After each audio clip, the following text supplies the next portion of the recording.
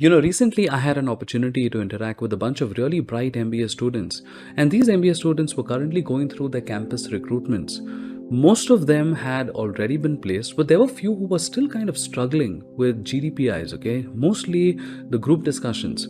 Now, I want to dedicate this video to share a few insights in terms of how you can manage yourself during a group discussion, okay? So first and foremost, you really need to understand what is that potential employer trying to gauge you on during that group discussion. Okay, it's really very simple. Tomorrow you're going to be a part of that company. You will have to be a part of some kind of a group discussion, maybe in the form of team meetings or customer meetings or meetings with the senior management team. They want to gauge how are you going to manage yourself in a team dynamic. Okay, so when you are in the midst of that discussion, are you going to get into an argument? Are you going to get into a conflict mode? Or are you going to be someone who will build on top of other people's points and try to arrive at a resolution? Okay? Because please understand what a group discussion is all about. There is a problem, and we all are brainstorming to come to some kind of a consensus and arrive at a solution. So, what the employer is trying to gauge you on, first and foremost, is of course your effective communication skills. Okay, are you able to have an impact on people when you communicate?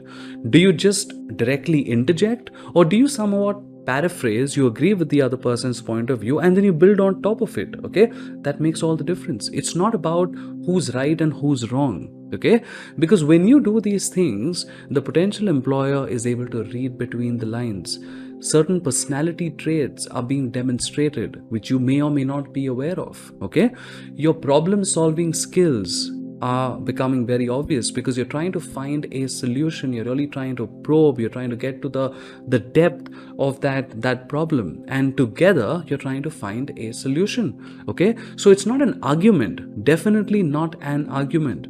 Okay, it's not about dominating people, it's not about intimidating them, it's about being respectful of other people's point of view. It's about listening to them when they are talking, okay, and then putting across your point in a very respectful manner. Now, you do not need to talk at length to be able to impress their potential employer.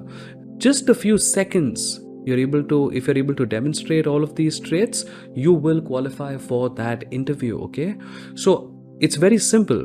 All you have to do is be aware of the current affairs, make sure you know about the current events and the industry trends.